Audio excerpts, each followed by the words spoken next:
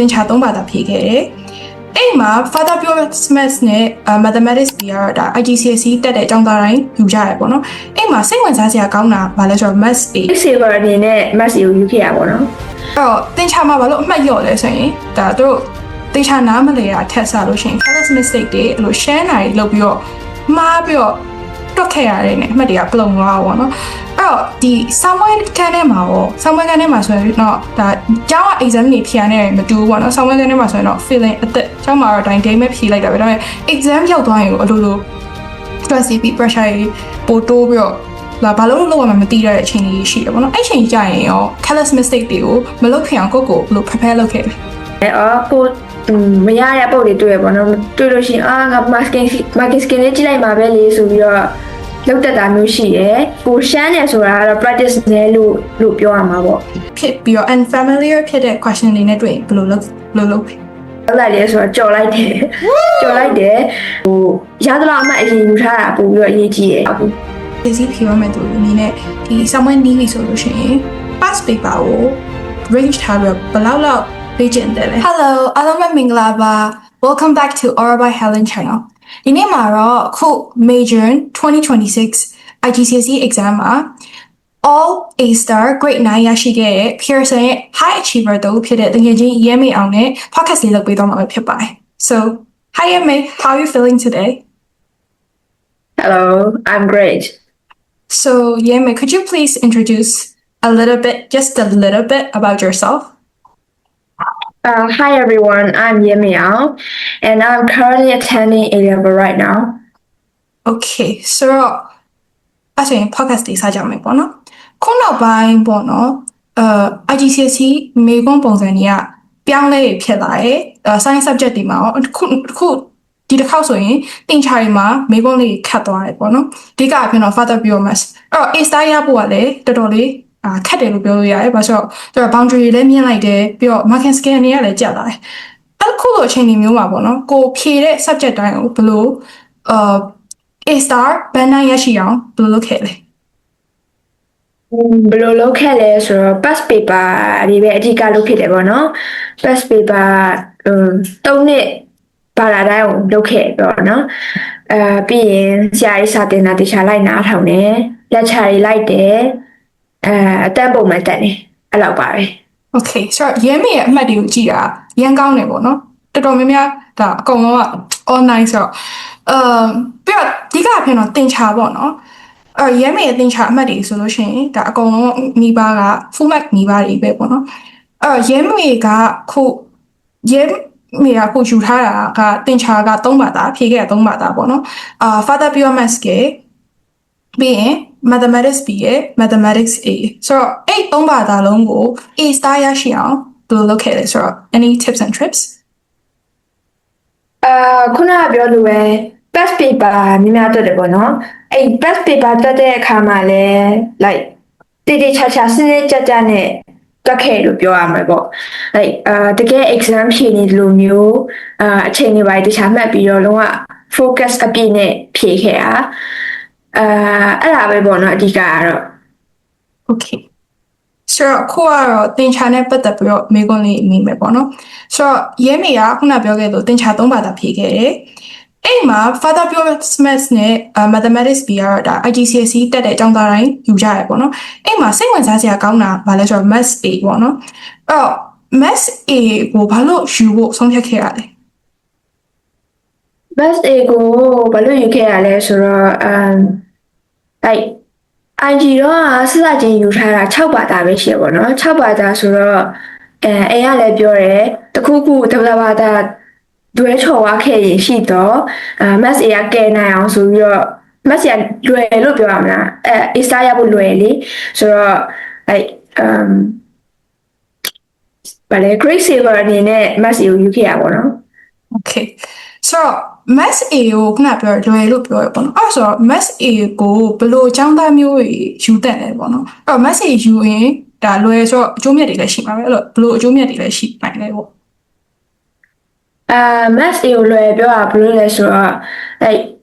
သူက Maths B နဲ့တူတူပဲဒါပေမဲ့Maths B မှာဆို paper 2ကအပုတ်တွေအရှိကြီးပဲလေMaths A မှာကျတော့အဲ့လိုမဟုတ်ဘူးအပုတ် 26ပုံ25ပုံ paper နှစ်ခုလုံးအဲ့လိုပဲမေးရယ်ပြီးအချိန်ကလည်း mass B လိုမျိုးတစ်နိုင်ခွဲပဲမဟုတ်2နိုင်ရဆိုတော့အချိန်လည်းလောက်တယ်ဆိုတော့ A star ရဖို့ကပို chance များရပေါ့နော်အကယ်၍ကိုကတင်ချာမှာအားနေတယ်mass further pure math လိုမျိုးမလိုက်နိုင်ဘူးဆိုရင် mass AU တင်တယ်ဆိုတော့ A star တစ်လုံးအပေါ်ရတယ်လို့ပဲပေါ့နော်ဒါပေမဲ့လည်းကိုယ့်ရဲ့ဒီသွားမဲ့ line ပေါ်လဲမူတည်ရဲ့ကိုက engineering သွားမယ်ဆိုရင်တော့ further pure math ကပိုယူတင်တယ် Okay ဆိုတော့ချို့ចောင်းသားတွေကပေါ့နော်တင်ချာနဲ့ပတ်သက်ရင်ဒါတင်ချာကိုတော်တော်မကြိုက်တဲ့ចောင်းသားတွေရှိပြီးတော့တင်ချာနဲ့ပတ်သက်ရင် struggle လုပ်ကြပါပေါ့နော် basic math ဆိုရင်လည်းအဲ့လိုမရလေးရှိရပေါ့နော်အဲ့ခါကျတော့ further pure math က concept ပိုင်းအရာလည်းခက်တယ်ပြီးတော့မေးခွန်းတွေကလည်းဒါတစ်ခုနှစ်ဆိုရင်ပုံစံအသက်တွေနဲ့မေးသွားပါပေါ့နော်အဲ့တော့ဒါတင်ချာမှာအခက်ခဲရှိတဲ့ចောင်းသားတွေအနေနဲ့ဒါ somewhere နားနီးလာပြီဒါယူရတဲ့ဘာသာတွေလည်းတချို့ဘာသာတွေလည်းရှိရပေါ့နော်အဲ့မှာလည်းpressure တွေများနေပြီ somewhere နီးတဲ့အခါကျတော့အဲ့လိုဆိုရင် further pure math ကဖြုတ်တယ်လားခုနပြောရဲ Messi ကလွယ်ဆိုတော့အဲ့လို Messi နဲ့အဲ့လိုအစားထိုးလိုက်တာရောကောင်းတဲ့ suggestion တစ်ခုပါ ထုတ်တင်လားဆိုတော့အဲ့ဒါကတော့ခုနပြောလို့ကိုသွားမဲ့ line ပေါ်မူတည်ရပေါ့နော်ကိုက engineering သွားမဲ့လို့ဆိုရင်တော့ဒါယူရမှာပဲဒါပေမဲ့အကယ်၍ကိုကbio သမားဆေး line သွားမဲ့လို့ဆိုရင်ဖြုတ်လိုက်လေအဆင်ပြေပေါ့နော် further pure math ဖြုတ်ပြီးတော့ mass AU လည်းရတယ်ကိုတဲ့ parent တစ်ခုရော့ပါပေါ့yeah Okay ဆိုတော့ရဲမေကြည့်ရတာပေါ့နော်ဒီတင်ချာနဲ့ပတ်သက်ရင်ဒါတော်တော်သဘောကျမဲ့ပုံတင်ချာကိုကြိုက်လား တိုက်တယ်အဲ့လိုမျိုးစာကြရတဲ့စာရင်တင်ချာတွက်နေရပို့ပြောတယ် Okay အဲ့တော့ကျောင်းသားအများစုကတင်ချာကိုမကြိုက်တာကြတော့ရှမ်းတာပေါ့နော်အဲ့တော့တင်ချာမှာဘာလို့အမှတ်လျော့လဲဆိုရင်ဒါတို့တင်ချာနားမလည်တာထက်စားလို့ရှိရင် careless mistake တွေအဲ့လိုရှမ်းတာတွေလုပ်ပြီးတော့မှားပြီးတော့တွက်ခဲ့ရတယ်နဲ့အမှတ်တွေကပလုံသွားပါဘောနော်အဲ့တော့ဒီ somewhere ကန်ထဲမှာရော somewhere ကန်ထဲမှာဆိုရင်တော့ဒါကျောင်းက exam တွေဖြေရတဲ့မတူဘူးပေါ့နော် somewhere ကန်ထဲမှာဆိုရင်တော့ feeling အသက်ကျောင်းမှာတော့တိုင်း day မဲ့ဖြေလိုက်တာပဲဒါပေမဲ့ exam ရောက်သွားရင်ကိုအလိုလို stress ပြီး pressure တွေပိုတိုးပြီးတော့လာဘာလို့လုပ်ရမှမသိရတဲ့အချိန်ကြီးရှိတယ်ပေါ့နော်အဲ့ချိန်ကြရင်ရော careless mistake တွေကိုမလုပ်ခင်အောင်ကိုဘယ်လို prepare လုပ်ခဲ့လဲခုနကပြောလို့ပဲ past paper များများတွက်တာကတော့အရေးကြီးရယ်ဘာဖြစ်လို့လဲဆိုတော့ကိုကများများတွက်လေကိုလက်ကmuscle memory လို့ပြောရမလားတခါရဲအကျင့်သားရပြီးသားဖြစ်တာပေါ့နော်တချို့ရရှိရလေ past paper လို့ရှိရင်ဒီတိုင်း scan သွားတာပဲမျက်လုံးနဲ့ scan သွားတာမဟုတ်တချို့တွေကြတော့လေကိုမရတဲ့ပုံတွေတွေ့ရပေါ့နော်တွေ့လို့ရှိရင်ငါ marking scan လေးကြည့်လိုက်မှာပဲလေဆိုပြီးတော့လောက်တက်တာမျိုးရှိရယ်အဲ့တော့ like ဒီကိုရှမ်းနေဆိုတာကတော့ practice နဲ့လို့ပြောရမှာပေါ့အဲအကြောင်းများများချတွက်ပါ past paper များများလုပ်ပါ Okay ဆိုတော့ခုနောက်ပိုင်းတင်ချာမေးခွန်းနေပေါ့နော်တော်တော်လေးခက်လာတယ်ဘာလို့ဆိုတော့အရင်တော့နှစ်တွေဆိုရင်တင်ချာကို A star grade 8 grade 9ရဖို့အတွက်ဆိုရင်တွေ့ရတယ်ဘာလို့ဆိုတော့တင်ချာမေးခွန်းလေးတွေကခုနှစ်နဲ့ရှင်တော်တော်လေးကွာတယ်ပေါ့နော်အဲ့အခုနှစ်ဆိုရင်တို့လှုပ်ချပါလဲဆိုရင် further pure math တခါမှမမြင်ဘူးတဲ့မေးခွန်းတွေ paper 1မှာပေါ့နော်တော်တော်များများအခုခံလိုက်ရတယ်တခါမှအဲ့လိုမေးမယ်လို့တော့မထင်တဲ့မေးခွန်းတွေဆိုရင်ဒါမေးရပေါ့နော်အဲ့လိုကိုယ်ဆောင်းဝဲဖြေတဲ့ချိန်ကြလို့ရှိရင်အဲ့လို challenging ဖြစ်ပြီးတော့ unfamiliar ဖြစ်တဲ့ question တွေနဲ့တွေ့ရင်ဘယ်လိုလုပ်တယ်လဲ for me ဖြေခဲ့ဒီ major မှာဖြေခဲ့တော့ဆိုရင်အဲ့လိုပါတယ်ပေါ့နော်ပါတော့ဘာလုပ်လိုက်လဲဆိုတော့ကြော်လိုက်တယ်ဆိုတာကိုရရပုတ်တွေကိုအရင်ဖြေရပေါ့နော်အဲ့ဒါမှအချိန်လဲပြောရမယ်အချိန်လဲ safe တယ်ပြီးရင်ဒီကိုရသလောက်အမှအရင်ယူထားတာပို့ပြီးတော့အရေးကြီးတယ်မရတာထိုင်စဉ်းစားနေအချိန်ကုန်အောင်ပါလေဆိုတော့ကိုမရတာတွေ့လို့ရှိရင်ထူးဆန်းတဲ့ပုတ်တွေတွေ့ရင်အရင်ဆုံးကြော်ပြီးတော့မှနောက်ဆုံးမှပြန်ဖြေပေါ့နော်အဲ့မှာကိုဒီ time management နဲ့ရမှာပေါ့ဆိုတော့ math B လို့ပြောလိုက်ရင်ကျောင်းသားအများစု struggle ဖြစ်ကြတာ paper 1ပေါ့နော်ခုနပြောလို့ပဲ paper 1ကပေးတဲ့အချိန်ကတနာရီခွဲမေးရမေးခွန်းတွေကအများကြီးပဲပြီးရင်ဘယ်လောက်ရှိလဲဆိုတော့ပုတ်20ကျော်30နီးပါးလောက်ရှိတယ်ပြီးတော့တစ်နှစ်ကိုပေါ့နော်သူတို့ကအမြဲတမ်းဒါ အဲ့ဒီမေကွန်းအပုံစံအသက်တွေဆိုရင်ဒါတစ်ပုတ်နှစ်ပုတ်ထည့်လေးရှိရ paper 1မှာအဲ့တော့ paper 1ကိုဘယ်လို approach လုပ်ခဲ့လဲဆိုတော့ဒါလေးကိုလည်း sharing လုပ်ပေးပါဦး paper 1ကmath ပြခုနပြောလို့အပုတ်တရားအများကြီးပေးထားတာလေတနိုင်ခွဲပေါ့နော်ဆိုတော့ကျောင်းသားအများစုဖြစ်တာအချိန်မလောက်ဘူးဆိုတော့ math ပြမှာမင်းလို့ရှိ paper 1မင်း25ပုံ26ပုံအဲ့လောက်ဝင်ကျင်ပေါ့ဒါပေမဲ့သူကဒီပထမဆုံး15ပုံလောက်ကအပုတ်သေးလေး2မှတ်တန်3မှတ်တန်အဲ့လောက်ပဲရှိရယ်ဆိုတော့အဲ့ဒါတွေကိုမြန်ဖြေကိုရလောက်မြန်ဖြေအဲ့ဒါမှနောက်တဲ့ခတ်တဲ့ပုတ်တွေအတွက်ချိန်ရှိမှာပေါ့နော်ဒီရှေ့ပိုင်း15ပုံလောက်ကိုမိနစ်20လောက်နဲ့ပြီးအောင်ဖြေအဲ့ဒါမှနောက်ကဟာအတွက်အချိန်ကလောက်မဟုတ်ရင်အချိန်ကလုံးဝမလောက်ဘူးဟုတ်ကဲ့ဆိုတော့ကို time management အရေးကြီးတယ် yes ဆိုတော့ဒီမှာငါပြောခဲ့ပေါ့နော် past paper ကိုဒါ math A လားမသိဘူး3နှစ်စာ math A မဟုတ်တယ် math B လားမသိဘူး3နှစ်စာလေ့ကျင့်ခဲ့လို့ပြောရဲအဲ့တော့ကျောင်းသားတယောက်အနေနဲ့ကို IGCSE ဖြေရမယ်သူအနေနဲ့ဒီ somewhere နီးပြီဆိုလို့ရှိရင် past paper ကို range ထားပြီးဘယ်လောက်လေ့ကျင့်တယ်လဲပြီးတော့ past paper အများကြီးဖြေရအောင်ဒါကောင်းလားပေါ့နော်ကိုရမယ့်အမှတ်ပေါ်မှာဒါအမခံချက်ရှိနိုင်လား range ကတော့ဒီ2000အခုဆိုရင်2026မေဂျွန်ရှိမယ်2025 2024ဒီအနောက်ကနေပြန်ပြီးတော့3နှစ်စာလောက်လုပ်တာကတော့cover ဖြစ်တယ်လို့ပြောမှာပေါ့မိကုန်းပုံစံနဲ့စုံရတယ်ကိုလည်းဒီ exam exposure ရတယ်ပေါ့နော်ကိုကလုံနိုင်တဲ့ကျောင်းသားဆိုရင်တော့9နှစ်လောက်လုပ်ထားတာကောင်းတယ် past paper များလုပ်နေလေကောင်းနေပဲလို့တော့ပြောလို့ရတယ်ဒါပေမဲ့ကိုယ့်ရဲ့လုပ်နည်းကလည်းမှန်ဖို့အရေးကြီးတယ်ဆိုတော့yeah အဲ့ဆိုရင် past paper ကိုဘယ်လို effective ဖြစ်လုပ်တယ်လဲခုနကပြောလို့ပေါ့တခြားဒီကိုကဥမာ digital ဖြေရလို့ဆိုလဲတခါတော့ print ထုတ်ပြီးတော့ဒီတကယ် exam မှာလိုမျိုး hard copy ထုတ်ပြီးဖြေတာဖြစ်လုပ်တင်တယ်အဲ့ဒါမှဒီလက်ကလည်းကျင့်လာရမှာပေါ့တချို့လူတွေကအများကြီး digital ပဲဖြေနေကြလေဆိုတော့ exam မှာကြာနေနေကြောင်သွားတာမျိုးဖြစ်တတ်တယ် especially graph ဆွဲတာတို့ပုံဆွဲတာတို့ဆိုရင်iPad နဲ့ဟိုကနေမတူဘူးလုံးဝဆိုတော့တခါတော့လေ့ကျင့်ထားတင်တယ်ပြီးတော့ past paper လုပ်တဲ့အခါမှာခုနပြောလို့ hard copy နဲ့လုပ်ပြီးရင်အချိန်မှတ်ပြီးလုပ်တာဥပမာ paper ကတနိုင်ခွဲ paper ပဲထားပါတော့အဲ့ဆိုရင်ကို timer တေချာမှတ်ပြီးတော့တနိုင်ခွဲလုံးအပြည့်ဖြည့်ကိုကအစောပြီးနေရဆိုလဲပြန်စစ်တေချာလောက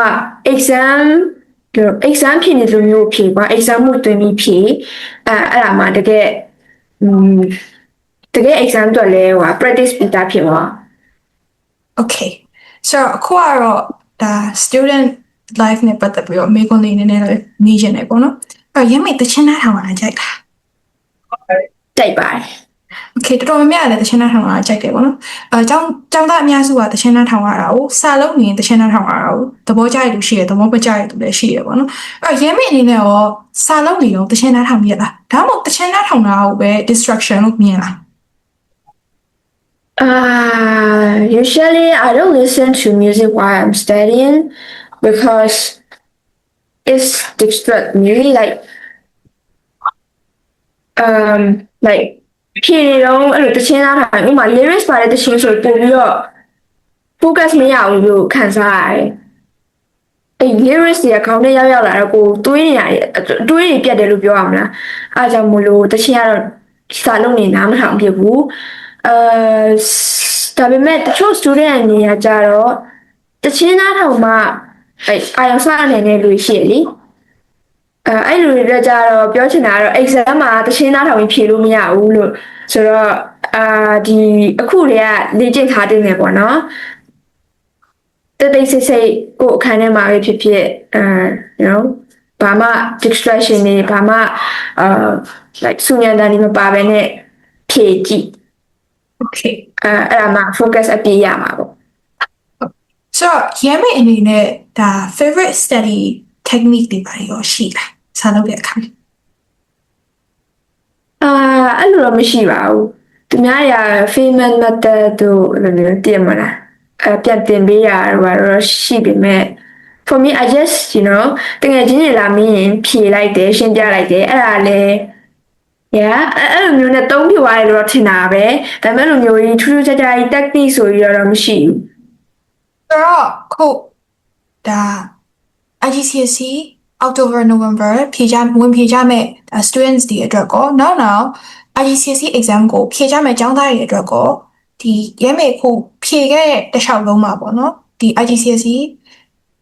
exam နဲ့ပတ်သက်ပြီးတော့ do's and don'ts တွေရှိခဲ့ရင်လည်း sharing လုပ်ပေးပါဦး do's and don'ts ကတော့ခုနကပြောလို့ don'ts တွေကတော့ဆက်စမဖြစ်မှာကိုယ့်ရဲ့ energy အကုန်မသုံးလိုက်ပါနဲ့ပြီးရင်အဲ့ဒီ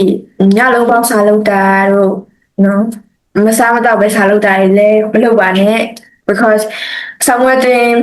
ကျမဒီဘဝအရင်ရေးကြည့်ရယ်ပြီးရင်အဲ့ဒီဘဝဘို့လည်းရေးကြည့်ရယ်အဲ့ဒီမဝရင်ကိုအနောက်ကလောက like fully fashion မလုပ်နိုင်ဘူးပေါ့နော်ဆိုတော့ somewhere မှာကိုတည့်ရတာနဲ့မစင်စားနိုင်တာတို့မမှတ်မိတော့တာတို့ဖြစ်နိုင်တယ်အဲ့ဒီမောရလို့ရှိရင်ဆိုတော့အဲ့ဒီဘဝအဲ့ပါကျမကြီးတို့ give site ပါအဲ့ဒါပါပဲ Okay ခုနပြောရပါတော့ AO က A ဆိုတော့ညဘက်တွေလည်းညလုံးပေါက်စာမလုပ်နဲ့ဆိုတော့အဲ့လိုညမေမှာရောအဲ့လိုညဘက်တွေစာလုပ်ခဲ့တဲ့အချိန်ကြီးရှိလားအဲ့တော့ညဘက်စာလုပ်တာရောကောင်းနေတယ်လားဘယ်အချိန်လောက်ထိကျောင်းသားတယောက်နဲ့စာလုပ်တဲ့နဲ့လို့ထင်တယ်ညဘက်ကိုလေ for me I didn't study at night to be honest 10နိုင်ခွဲကြော်လို့ရှိရင်စာမလုပ်တော့ဘူးအုံနောက်ကအလုံးမလုပ်တော့ဘူးဒါပေမဲ့တယောက်နဲ့တယောက်မတူလေတချို့တွေကြတော့မနေ့ပိုင်းမှာကအုံနောက်က like fresh ဖြစ်ပြီးတော့ပွင့်ပြီးတော့စာပို့လုပ်နိုင်တယ် ဟုတ်တယ်ဒါပေမဲ့တချို့တွေကြတော့လည်းညဘက်ကြမှာလုံနိုင်တဲ့လူတွေလည်းရှိရပါတော့တယောက်နဲ့တယောက်ကမတူဘူး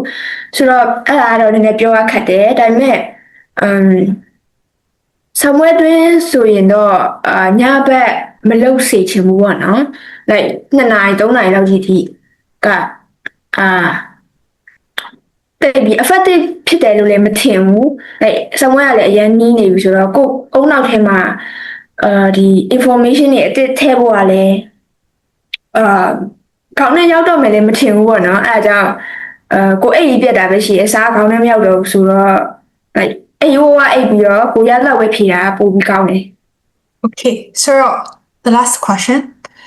ကိုပေါ့နော် IGCSE စာမတက်ခင်မှာအကြံဉာဏ်တစ်ခု only just one piece of advice ပဲပေးရမယ်ဆိုရင်ဘာဖြစ်မလဲဘယ်လိုပေးချက်လဲ တနေ့စာပုံမှန်လုပ်ပါလို့ပဲပြောချင်တယ်ဘာဖြစ်လို့လဲဆိုတော့ IG မဖြေခင် secondary မှာတော့ဆိုရင်အဲ့လောက်ထိကို secondary လုံးဝထိကို one night one subject ကလုပ်လို့ရသေးတယ်ဒါပေမဲ့ IG မှာကျတော့စာရအရန်กว่าတယ်ကွာအရန်များလာပြီဆိုတော့လုပ်လို့မရတော့ဘူးဆိုတော့တနေ့စာလုံးမှပဲအဆင်ပြေမှာအဲ့ဒါကြောင့်တနေ့စာပုံမှန်လုပ်ပါလို့ပဲပြောချင်ပါတယ် Okay ရမေကျေးဇူးအများကြီးတင်ပါတယ် and thank you so much for your time and effort and congratulations once again on your marvelous achievement and I also believe you that you will also continue to show your amazing performances in the A-levels as well. So guys, thank you so much for your time for watching our podcast until the end and good luck with your exam as well. So see you in another podcast.